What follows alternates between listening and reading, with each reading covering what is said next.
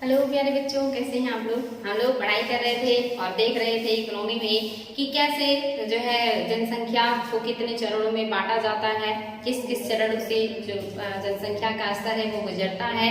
हमने इसको 5 चरणों में देखा, साथ ही कुछ महत्वपूर्ण शब्दों को भी हमने देखा जो एग्जाम में पूछे जाते हैं और मोस्ट इम्पोर्टेंट है।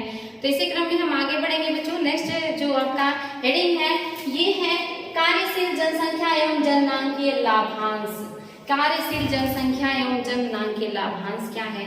तो आपको पता है कि जो 15 वर्ष से लेकर के 59 वर्ष के व्यक्ति होते हैं इन्हें ही आधिकारिक रूप से कार्यशील जनसंख्या माना जाता है, यानी कि यही हमारे लिए उपयोगी होते हैं। बाकी जो जनसंख्या होती है वो इनके ऊपर आश्रित होती है, यानी कि इन्हीं को ही आश्रितानुपात कहते हैं। तो ये इंपॉर्टेंट है बच्चों। तो हम देखेंगे कि एक निश्चित पूर्व निर्धारित आयु सीमा की जनसंख्या के उस हिस्से से संबंधित है जो कि कार्य करने योग्य मानी जाती है, यानी कि जो जनसंख्या कार्य करने योग्य मानी जाती है साथ ही उसे कार्य करने की इच्छा हो तो वो क्या होती, कार्यशील जनसंख्या होती है या मानव पूंजी होता है। क्योंकि अगर कोई व्यक्ति कार्य करने में सक्षम है लेकिन वो कार्य करना नहीं चाहता या उसे कार्य करने में इंटरेस्ट नहीं है तो फिर वो कार्यशील जनसंख्या नहीं मानी जाएगी। यानी कि कार्य करने में सक्षम हो साथ ही वो कार्य करने की इच्छा भी रखता हो तब उसे माना जाएगा कार्यशील जनसंख्या। 15 से 59 वर्ष की आयु के लोगों को कार्यशील जनसंख्या में शामिल किया जाता है और 2000 जनगणना के अनुसार ये माना जाता है। तो एग्जाम में कभी भी आए कि कार्यशील जनसंख्या में कौन शामिल है तो 2011 की जनगणना के अनुसार 15 वर्ष से लेकर के 59 वर्ष तक के जो व्यक्ति हैं, जो लोग हैं, ये कार्यशील जनसंख्या में आते हैं। इंपॉर्टेंट है बच्चों, ध्यान देंगे इसको।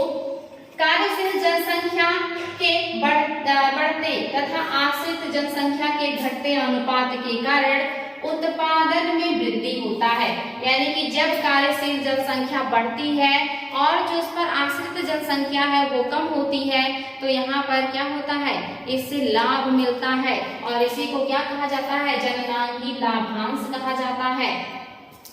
यानी कि जननांकीय लाभांश किसी देश के विकास के लिए बहुत जरूरी है। अगर किसी देश का विकास करना है तो वहां पर कार्यशील जनसंख्या का अधिक होना बहुत जरूरी है। लेकिन कार्यशील जनसंख्या कब होती है या कभी हमारे लिए जो जनसंख्या है ये लाभांश उत्पन्न करता है या ये जननांकीय जो है लाभांश लेकर के आएगा जब हम अपने यहाँ कार्य करने योग्य व्यक्तियों को अच्छा शिक्षण, अच्छा प्रशिक्षण और अनुसंधान इन सारी चीजों से परिपूर्ण करेंगे और उनके अंदर जो भी हुनर है उसका भरपूर उपयोग करेंगे तब जाकर के हमें उसका लाभांश प्राप्त होगा। और वर्तमान में भारत पूरे विश्व में ऐसा देश है जिसके पास कार्यशील जनसंख्या सबसे ज्यादा है और ऐसा ज्यादा दिन बाकी नहीं है या ज्यादा दिन दूर नहीं जब भारत पूरे विश्व में चाइना, क्योंकि अभी हमारे यहाँ जो जनसंख्या तो बहुत है लेकिन उसका पूरा उपयोग नहीं हो पा रहा है, जबकि चाइना में जितनी जनसंख्या है कार्य करने योग्य उनका पूरा उपयोग किया जा रहा है या जनसंख्या लाभांश का पूरा उपयोग किया जा रहा है। लेकिन जल्दी ऐसा होगा कि हम चाइना से आगे निकल जाएंगे और हमारे यहाँ जनसंख्या लाभांश सबसे ज्यादा उपयोगी हो जाएगा, क्योंकि हमारे यहाँ अभी भी बहुत ज्यादा बेरोजगारी है, अच्छे शिक्षण और प्रशिक्षण की कमी है, सबके दिमाग का, शरीर का उतना बेहतरीन उपयोग गवर्नमेंट नहीं ले पा रही है। और जिस दिन ये सारी चीजें होने लगेगी उस दिन जो जनसंख्या है ये लाभांश के रूप में परिवर्तित हो जाएगा और विश्व में हम ऐसे देश होंगे जिसके यहाँ सबसे ज्यादा जनसंख्या होगी जो लाभांश के रूप में होगी, यानी कि प्रशिक्षित होगी, शिक्षित होगी और कार्य करने की योग्य होगी। ऐसा संभव है और जल्द ही ऐसा होने वाला है या होगा अगर सरकार ने प्रयास किया तो।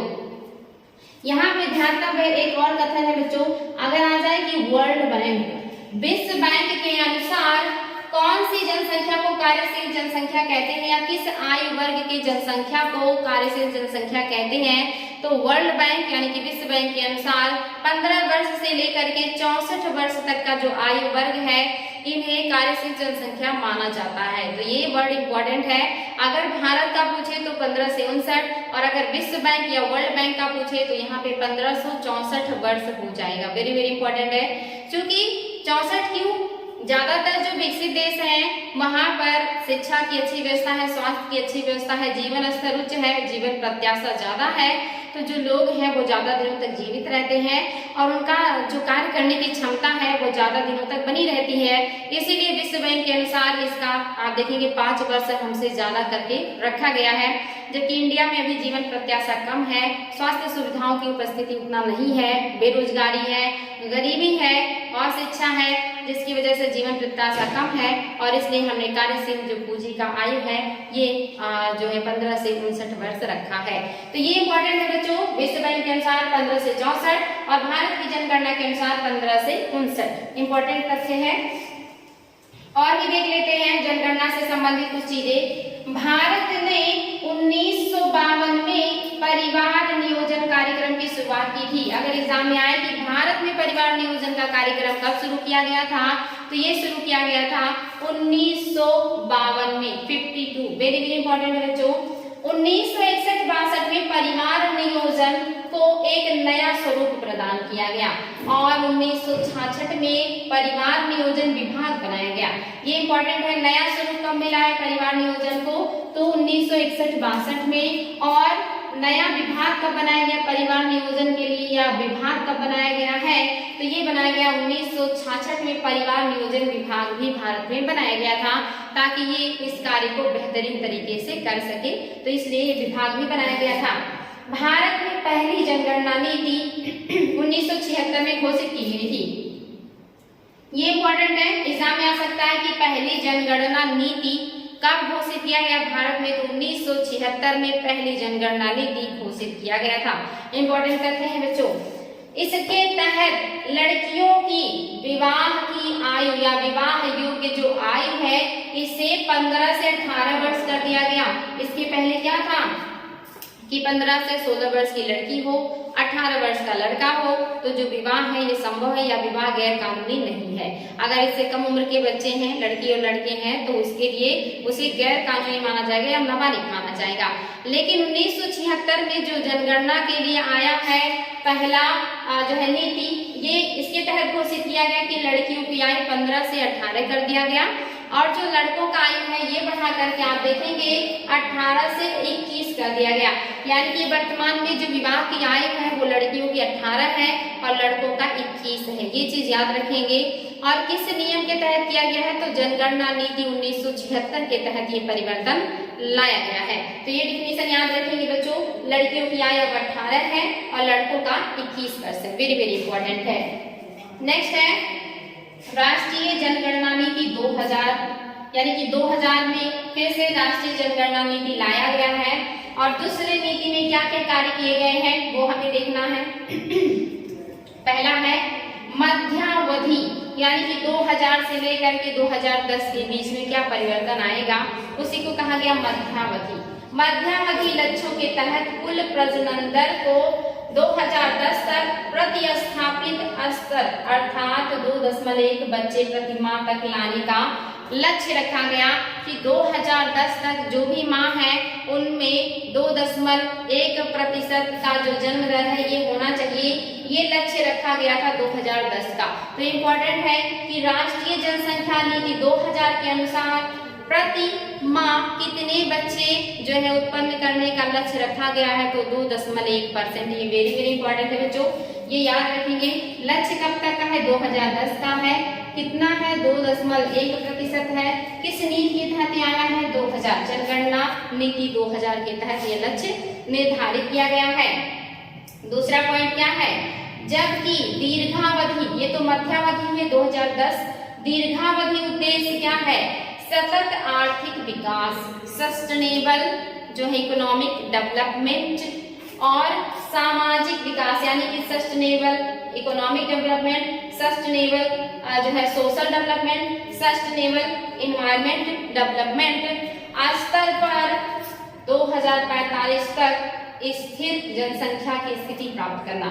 यानी कि 2045 तक का लक्ष्य रखा गया है। दीर्घावधि के तहत 2000 की जो जनगणना नीति है उसके तहत कहा गया है कि हम 2045 तक क्या करेंगे, तो हम जो है सतत आर्थिक विकास करेंगे, सतत सामाजिक विकास करेंगे, सतत पर्यावरणीय विकास करेंगे, साथ ही जो जन्म दर है इसको स्थिर करेंगे।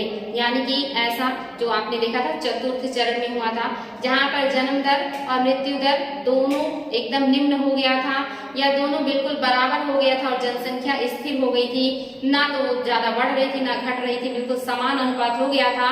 तो इस अनुपात में हम अपने आप को कब पहुंचाएंगे? तो 1945 का लक्ष्य रखा गया है। हालांकि हम कितने सक्सेस होंगे और कहां तक पहुंचेंगे तो ये इंपॉर्टेंट है बच्चों। ये यहाँ पे 2045 है, बार बार मेरे जुबान से 1945 निकले तो उसके लिए मैं क्षमा प्रार्थी हूँ, क्योंकि दिमाग में कुछ और रहता है और जुबान से कुछ और निकलता है। तो याद रखेंगे हम 2000 में हैं और हमारा जो भी अब लक्ष्य होगा वो 2000 का होगा। तो आप लोग उसको ध्यान दीजिएगा, यहाँ पे जो है 2045 लिखा है, यानी कि हमने 2045 का लक्ष्य रखा है और हम यहाँ तक कितने हद तक पहुंच पाएंगे या क्या होगा ये तो वक्त बताएगा, लेकिन बहुत ही बढ़िया लक्ष्य रखा गया है। अगर हम इसे प्राप्त करते हैं तो हर स्तर से अच्छा कार्य किया जाएगा। तीसरा जो पॉइंट है, इस नीति का जो है अनुसरण करते हुए, यानी कि ऊपर जो नीतियां बनाई गई है या जो जनगणना नीति 2000 है, इस नीति का अनुसरण करते हुए सरकार ने 84वां संविधान संशोधन किया है। ये याद रखेंगे कौन सा संविधान संशोधन है? 84 84 नंबर का संविधान संशोधन है। और अधिनियम 2002 लागू किया गया। संविधान संशोधन कौन सा है? 84वां। और अधिनियम कौन सा है? 2002, जिसके तहत लोकसभा और राज्यसभा में राज्यवार जो सीटों का आवंटन है ये 2026 तक जो है बिल्कुल स्थिर रहेगा। यानी कि जो जनगणना 2026 जब तक नहीं हो जाता है तब तक लोकसभा और राज्यसभा की जितनी भी सीटें हैं वो यथावत रहेंगी, उसमें कोई भी वृद्धि या कमी नहीं किया जाएगा। और जो भी परिवर्तन करना होगा वो अब होगा 2026 में। ये इंपॉर्टेंट है। ये जनगणना नीति 2000 के तहत आया है, अधिनियम 2002 है, संशोधन 84वां है और इसके तहत लक्ष्य रखा गया कि लोकसभा और राज्यसभा के सीटों का जो आवंटन है ये स्थिर रहेगा 2026 तक। मोस्ट इंपॉर्टेंट तथ्य है बच्चों, ध्यान देंगे। नेक्स्ट है जनसंख्या पिरामिड। पिरामिड को हम पर्यावरण में भी पढ़ते हैं, लेकिन आप देख रहे हैं इकोनॉमी में भी पिरामिड है। तो इसमें क्या है? पॉपुलेशन जो है पिरामिड, जनसंख्या पिरामिड जनसंख्या की आयु लिंग संरचना का प्रतिनिधित्व करता है। यानी कि कोई भी पिरामिड अगर आप जनसंख्या का देखेंगे तो उससे आपको वहां की जनसंख्या का आयु कितना है और लिंग कैसा है ये हमें पता चलता है। तो पिरामिड से दो चीजें डिफाइन होती हैं, एक तो आयु, दूसरा लिंग। तो ये इंपॉर्टेंट है बच्चों। साथ ही क्या है? जो कि समय के साथ जनसंख्या की जन्म और मृत्यु दर पर आधारित होता है। यानी कि जो समय के साथ जनसंख्या की मृत्यु होती है या जो जनसंख्या मृत्यु दर है और जन्म दर है उसी पर आधारित होता है पिरामिड। यह एक क्षैतिज मिश्रित बार ग्राफ है। यानी कि एक क्षैतिज मीन्स होता है कि पैरेलल या जो है इस तरह से जब बढ़े, ऊर्ध्वाधर मीन्स ऊंचाई और जो है जब चौड़ाई तो इसको कहेंगे ऊर्ध्वाधर, क्षैतिज कहेंगे। तो क्षैतिज होता है, जो भी आपका पिरामिड होगा वो क्षैतिज होगा, मिश्रित ग्राफ होता है, जिसमें क्षैतिज अक्ष जनसंख्या का प्रतिशत, यानी कि अगर जो पिरामिड है वो ऐसे ऐसे में बढ़ता है तो ये जनसंख्या का कितना ज्यादा जनसंख्या है ये बताता है। यानी कि क्षैतिज अक्ष जनसंख्या का प्रतिशत बताता है कि जनसंख्या कितनी ज्यादा है, जबकि अगर ये ऊर्ध्वाधर बढ़ता है तब ये क्या बताता है? जनसंख्या की आयु वर्ग को दर्शाता है। अगर पिरामिड नीचे की तरफ मोटा है या इसकी चौड़ाई बढ़ रही है तो इसका मतलब वो जनसंख्या का प्रतिशत बता रहा है कि जनसंख्या कितनी ज्यादा है। और अगर वो ऊर्ध्वाधर बढ़ रहा है तो उसको क्या बताएगा? वो आयु को बताएगा। जैसे जैसे ऊपर जाएंगे वैसे वैसे आयु बढ़ता जाता है। तो जनसंख्या और आयु दोनों निर्धारित होता है पिरामिड से। इंपॉर्टेंट है बच्चों, ये याद रखेंगे कि क्षैतिज होगा तो जनसंख्या का प्रतिशत पता चलेगा, ऊर्ध्वाधर बढ़ेगा तो जनसंख्या की आयु पता चलेगी पिरामिड से। अभी हम आपको अभी अच्छे से क्लियर करेंगे। आगे है बच्चों, इस पिरामिड में सबसे नीचे आधार पर सबसे कम आयु वर्ग के लोग होते हैं। मोस्ट इंपॉर्टेंट एग्जाम में आता है कि पिरामिड में सबसे नीचे कौन से आयु वर्ग के लोग होते हैं? तो सबसे कम आयु वर्ग के लोग जो होंगे वो नीचे आधार पे पिरामिड में होते हैं। इंपॉर्टेंट है, वर्ग की जनसंख्या होती है जो सबसे बड़ी होती है, यानी कि बच्चों की संख्या हमेशा सबसे ज्यादा होती है तो इनकी जनसंख्या भी ज्यादा होती है और ये आधार में होते हैं और सबसे कम उम्र के होते हैं, इन्हें आधार में रखा जाता है। तथा क्रमशः ऊपर जाने पर हर आयु वर्ग की जनसंख्या घटती जाती है और पिरामिड में जैसे जैसे आप ऊपर जाएंगे तो जैसे जैसे आयु का निर्धारण होता है उसी हिसाब से ऊपर की तरफ पिरामिड पतला होता चला जाता है या उनकी संख्या कम होती चली जाती है।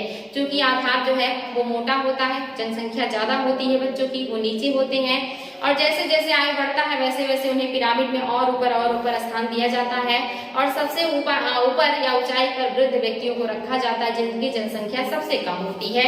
तो वही चीज यहाँ पे कह रहा है कि नीचे आधार में सबसे कम आयु वर्ग की जनसंख्या होती है जो सबसे बड़ी होती है तथा क्रमशः ऊपर जाने पर हर आयु वर्ग की जनसंख्या घटती जाती है। इस प्रकार सबसे अधिक आयु वर्ग की जनसंख्या, सबसे अधिक आयु वर्ग मतलब सबसे वृद्ध लोग या जिनकी आयु सबसे ज्यादा है, इनकी संख्या सबसे कम होती है और सबसे शीर्ष पर होती है। तो अगर पूछे कि पिरामिड में जो है किसकी संख्या सबसे कम होती है तो वृद्ध लोगों का, और पिरामिड में वृद्ध लोग आधार में होते हैं, मिड में होते हैं या शीर्ष पर होते हैं, तो वृद्ध लोग शीर्ष पर होते हैं। और पिरामिड में सबसे बड़े जो जनसंख्या होती है वो बच्चों की होती है और ये आधार तल में होता है। इस तरह से पिरामिड को समझेंगे बच्चों तो बिल्कुल भी दिक्कत नहीं होगा। ये है पिरामिड की संरचना। अब हम देखेंगे कि विकसित देशों का पिरामिड कैसा बनेगा और विकासशील देशों का पिरामिड कैसे बनेगा। तो सबसे पहले हम देखेंगे विकसित देशों का पिरामिड। सामान्यतः विकसित देशों में दीर्घ आयु के कारण जनसंख्या पिरामिड ऊंचा तथा आकार छोटा होता है। यानी कि जो पिरामिड होगा वो विकसित देशों का, क्योंकि वहां पे जीवन प्रत्याशा ज्यादा होता है, लोग ज्यादा दिनों तक जीवित रहते हैं, जल्दी मृत्यु होती नहीं है, तो बुढ़ों की संख्या ज्यादा होती है। साथ ही जन्म दर बहुत कम होता है। तो नीचे जो आधार होता है यहाँ की जनसंख्या भी बहुत ज्यादा नहीं होती, तो लगभग ये अनुपात समान हो जाता है, यानी कि जन्म दर और मृत्यु दर दोनों बराबर है, तो जनसंख्या स्थिर हो जाती है। ऐसे में यहाँ जो पिरामिड बनता है ज्यादातर आयताकार का बनता है, यानी कि ऊपर नीचे लगभग बराबर ही होता है, जो मैंने यहाँ पे बनाने का प्रयास किया है। ऊपर और नीचे जो आप देखेंगे आयु वर्ग में तो बहुत अंतर नहीं है, मामूली अंतर है, या कहिए ये लगभग आयताकार बन जाता है।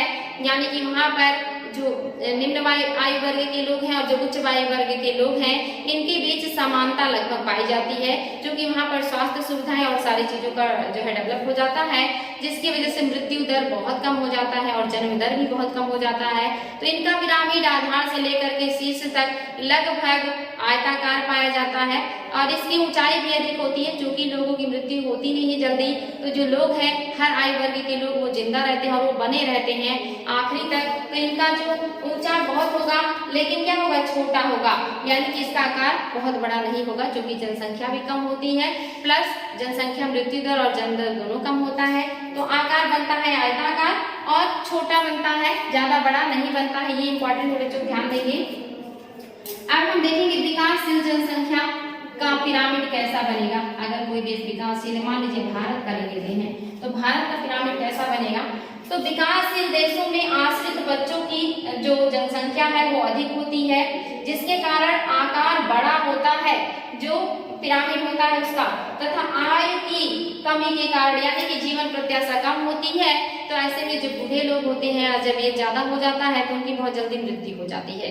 तो हमारे यहाँ बूढ़े लोगों की संख्या कम है, क्योंकि उनका अच्छे से इलाज नहीं हो पाता, ट्रीटमेंट नहीं हो पाता, तो वो ज्यादा दिनों तक जीवित नहीं रहते, लोग जल्दी बूढ़े होते हैं और जल्दी ही समाप्त हो जाते हैं, तो इसलिए उनकी संख्या कम पाई जाती है। लेकिन बच्चे का चूंकि जन्म दर बहुत ज्यादा है तो बच्चों की जनसंख्या हमारे यहाँ बहुत ज्यादा है।